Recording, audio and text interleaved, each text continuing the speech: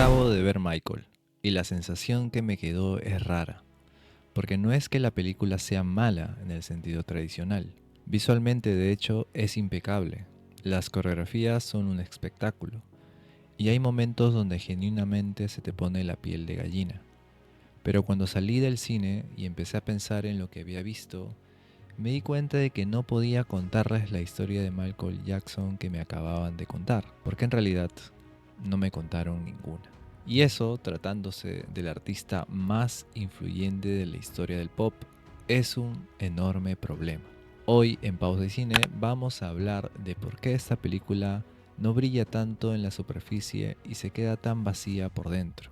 Y hay un punto en particular que quiero que no se pierda, porque creo que explica algo que va más allá de esta película.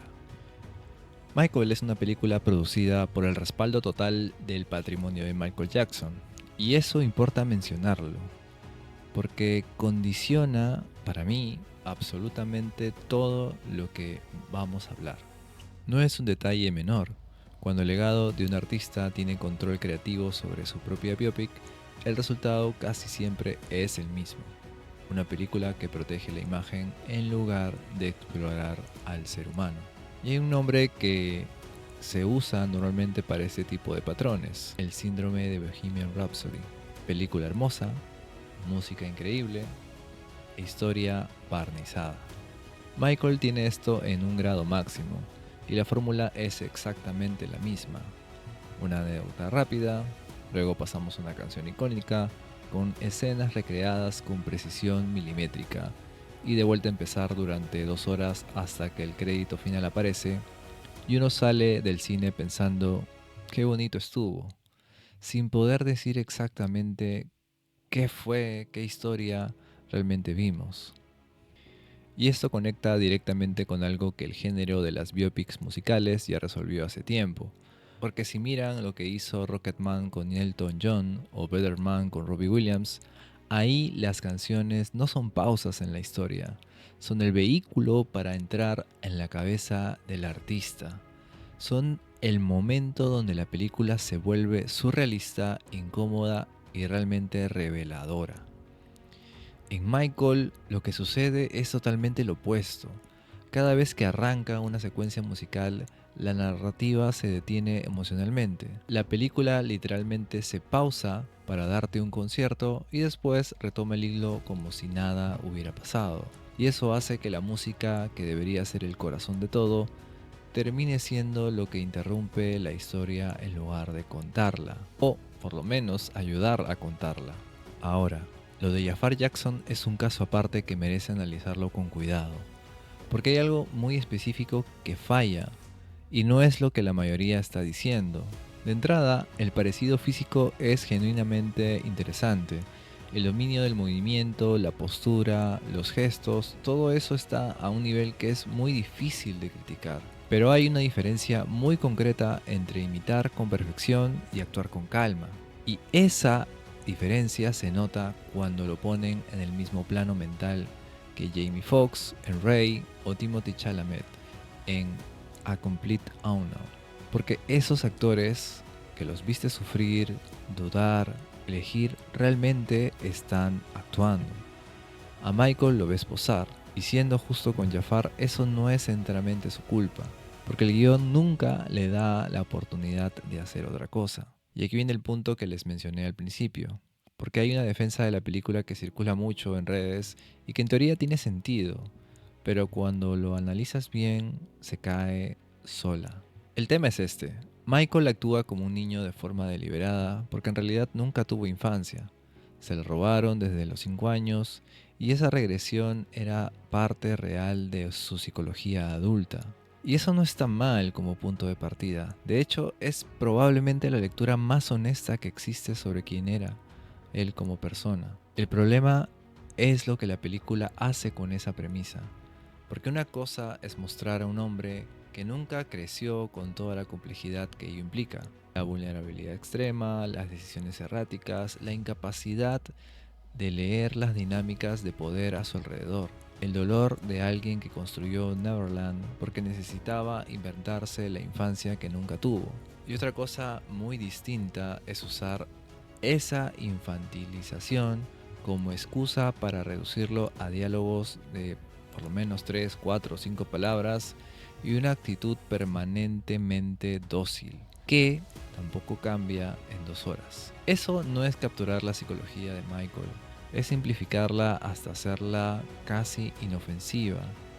Y para alguien cuya historia real está llena de decisiones imposibles, de luchas legales, de luchas brutales, de una relación con la fama que ninguno de nosotros podría procesar, eso no parece ser un real homenaje. Es casi una traición a su historia. Y todo eso se concentra en el momento que debería ser el clímax emocional de la película.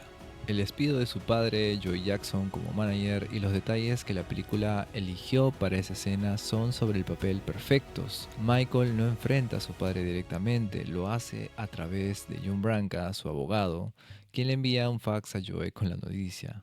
Hay una confrontación después, Joey visita a Michael y le reclama. Y todo eso está en la película. El problema es que nada de eso duele como debería, porque la película nunca construyó el camino hacia ese momento. Y aquí hay que ser justos con algo, porque el actor que interpreta a Joey Jackson entrega una de las actuaciones más sólidas de toda la cinta, por no decir la única. Cada vez que aparece en escena se siente ese hambre de poder, esa frialdad calculada, esa presencia que hace que todos los que lo rodean bajen la mirada antes de que él abra la boca. Genera temor de forma genuina y eso en una película que tiene tantas relaciones sin química se agradece. El problema es que esa energía choca contra un Michael que nunca llega a responder. Por un lado, Branca aparece, se instala como figura de confianza y se supone que aceptemos que Michael eligió a este hombre para hacer lo que no tuvo el valor de hacer personalmente, pero nunca vemos por qué confía en él. No hay una escena que construya esa relación, no vemos una negociación interna de Michael, algún miedo, algún temor a la decisión, simplemente sucede. Y cuando Joey finalmente lo confronta, el momento tampoco nos da más, porque durante toda la película nunca se construyó un Michael capaz de absorber ese impacto y salir transformado del otro lado.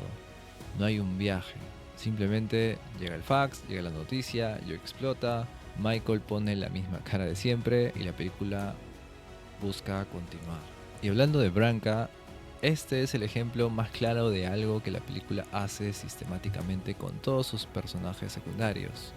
Los instala, los posiciona, esperando que el espectador acepte mágicamente que son íntimos. Y un caso es el guardaespaldas y chofer. Este aparece y de golpe ya es su confidente. Quincy Jones se convierte en su figura clave no porque veamos que construyen algo juntos, sino porque el guión lo necesita en ese rol, en ese preciso momento.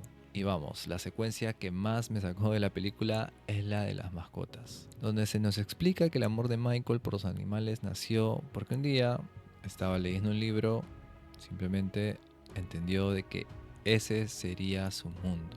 Para alguien que construyó Neverland como un refugio físico de un mundo que lo devoraba, reducir esa dimensión a simplemente leí un libro de niño es exactamente la misma operación que estamos describiendo todo el tiempo. Tomar algo profundo y volverlo casi inofensivo. Si hasta aquí te está pareciendo útil esta información, este es el momento para que puedas darle like y suscribirte al canal. Y aquí es donde quiero hacer una pausa, porque creo que hay algo más estructural que explica por qué la película funciona de esta manera. Anthony Fuqua parece haber tomado una decisión que pocas veces se dice abiertamente. Esta película no está diseñada para contarle la historia de Michael a cualquier espectador. Está diseñada para los fans que ya la conocen. Y eso se nota en cómo construye las escenas, porque hay momentos donde la película no termina explicándote lo que está pasando. Simplemente te muestra el hecho, te muestra la escena, confiando, esperando en que tú vas a ponerle todo el contexto, la emoción y el peso histórico que la propia película no construyó desde el principio. El director asume que el espectador va a llegar con años de fanatismo encima y va a completar todos esos vacíos desde la empatía y el conocimiento previo que tienen sobre Michael. Y en cierta forma eso funciona, porque si eres fan vas a sentir cosas que la película técnicamente no te está generando, sino que tú mismo estás trayendo al cine contigo. Pero eso también es, si lo pensamos bien, una confesión enorme sobre las limitaciones del guión. Una película no debería depender de lo que el espectador ya sabe para que sus escenas tengan peso. Debería más bien construir ese peso ella misma. Entonces, ¿vale la pena verla? Pues depende con qué expectativas entras. Si eres fan de Michael, hay momentos que te van a emocionar genuinamente. Y parte de esa emoción la vas a traer tú, no la película. Pero igual lo vas a sentir. Y hay que añadir que esta historia no va a terminar aquí aparentemente. La película cierra antes de llegar a los años 90 y también con un mensaje indicando que la historia continuará. Así que lo que vimos es apenas la primera parte de algo que puede ser mucho más grande. Pero si lo que esperabas era entender quién era ese hombre detrás de la máscara, que lo rompía, cómo procesaba la fama más aplastante de su generación, porque él tomó las decisiones que tomó, vas a salir realmente con las manos vacías. En resumen, tomaron al ser humano más contradictorio y fascinante de la música popular y lo convirtieron en el personaje más simple de su propia historia.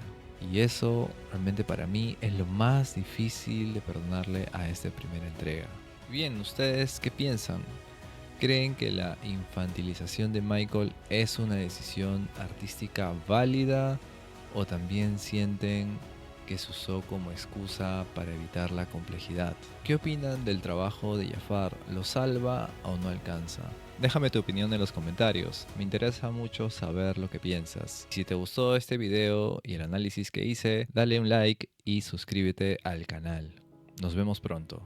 Hasta luego.